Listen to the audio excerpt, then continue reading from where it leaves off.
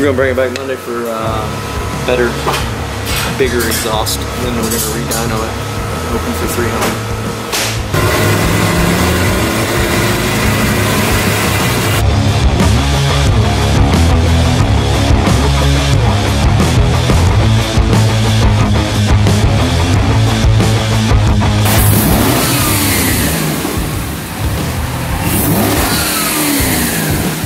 Cut all the exhaust off from the manifolds and put all stainless 2.5, I believe, to dual MagnaFlow mufflers.